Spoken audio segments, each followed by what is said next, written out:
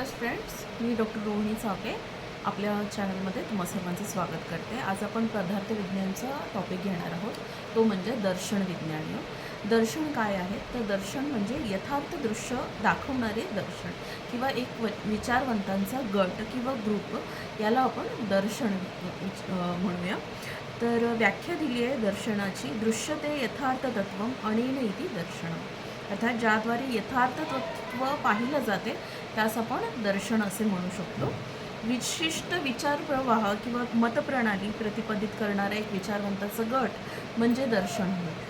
तर शास्त्रामध्ये दर्शन संख्या ही मध्वाचार्यांच्या सर्व दर्शन संग्रह या ग्रंथामध्ये वर्णन केली आहे आणि त्याच्यामध्ये एकूण 16 प्रकारची दर्शन वर्णन केली आहे। परंतु आयुर्वेदाच्या फर्स्ट इयरच्या ज्या पदार्थविज्ञानमधला सिलेबस दिलेला आहे त्यामध्ये आपल्याला एकूण 9 दर्शनांचा अभ्यास करायचा आहे।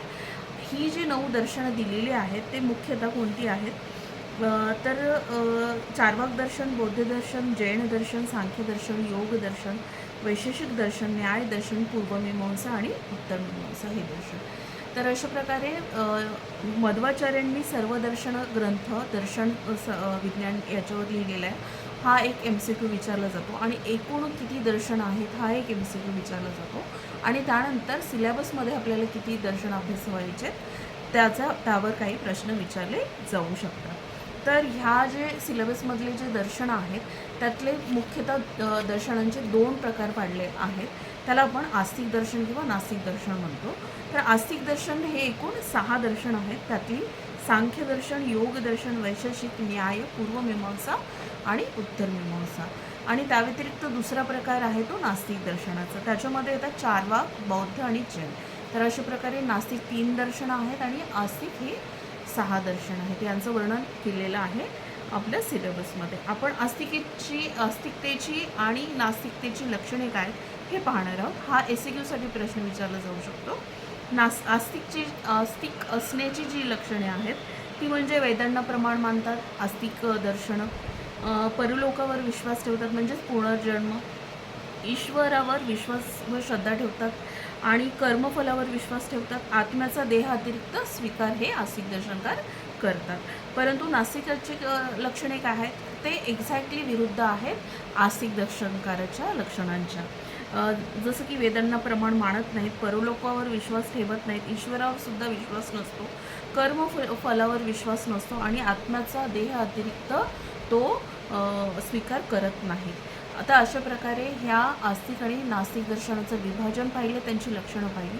तर आता मुख्य ही 6 दर्शनं जी आहेत तर त्यांची नावं पाहूया, त्यांची पर्यायी नावं पाहूया आणि प्रमुख त्यांचे कर्ते किंवा ग्रंथकर्ते, दर्शनकर्ते आपण त्यांची नावं पाहूया। हा सुद्धा एक SAQचा पार्ट आहे। हा तुम्ही वर्णन करत असताना एका चार्ट फॉर्ममध्ये अभ्यास करू शकता। MCQ विचारले जाऊ शकतात किंवा आस्तिक दर्शन कुठले आणि त्यांचं शॉर्टमध्ये वर्णन करा म्हणून SAQ सुद्धा विचारला जाऊ शकतो 5 मार्कासाठी। तर आस्तिक दर्शनामध्ये 6 दर्शन सांगितले, त्यालाच आपण षडदर्शन म्हणतो।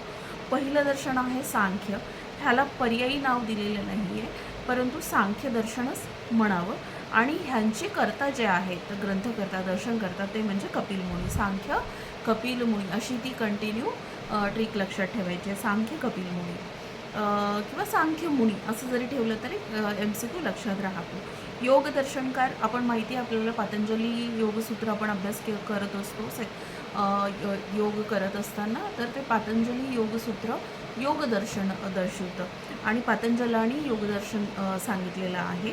त्यालाच आपण ईश्वर सांख्य असं, कारण ते सांख्यदर्शन ईश्वराला मानत नाही आहे परंतु योगमध्ये ईश्वर मान्य केलं आहे म्हणून ईश्वर सांख्य असं त्याचं दुसरं पर्यायी नाव आलं आहे कुणाचं, योग दर्शनाचं। त्याच्यावर MCQ विचारला जाऊ शकतो, लक्षात ठेवायला पाहिजे। वैशेषिक दर्शनाला पण औलुक्य दर्शन आणि हे बनवलेलं आहे कणाद यांनी। वैशेषिक दर्शनकारांनी काही कण किंवा देवकण असा एक संदर्भ सांगितला आहे, त्याच्यावरनं त्यांच्या नावावरनं कणाद या नावावरनं नाव आलेलं आहे कणाद म्हणून लक्षात ठेवायचं। ग्रंथकर्ता किंवा दर्शनकर्ता कणाद कोण आहेत तर ते वैशेषिक दर्शनकारचे दर्शनकर्ता आहेत। न्याय दर्शनाला अजून अक्षपात किंवा अन्वीक्षिकी असं सुद्धा नाव दिलेलं आहे आणि त्याचेच जे ग्रंथकर्ता आहेत ते म्हणजे गौतम. न्यायदर्शनाचे ग्रंथकर्ता कोण आहेत तर गौतम आहेत. आणि पूर्वमीमांसा ही वर्णन केली आहे जैमिनींनी आणि त्यांचंच त्याला पर्याय नाव दिलेलं आहे त्या दर्शनाला जैमिनी म्हणून.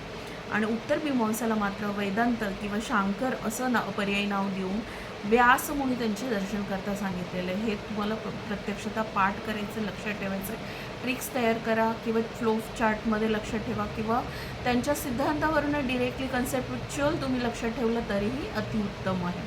तर अशा प्रकारे आस्तिक दर्शन 6 दर्शन आपण पाहिले, त्यांचे पर्यायी नावं पाहिले आणि त्यांचे ग्रंथ करता पाहिले. ह्यानंतर आपण एक एक दर्शन पाहणार आहोत, त्यांची पूर्ण माहिती घेणार आहोत, त्यावरचे प्रश्न पाहणार आहोत आणि पूर्ण अध्ययन करून घेणार आहोत. हे दर्शनाचं पहिलं इंट्रोडक्शन लेक्चर तुम्हाला आवडलं असेल तर नक्कीच लाईक करा, सबस्क्राईब करा, शेअर करा, कमेंट्समध्ये सांगा कसं वाटलं.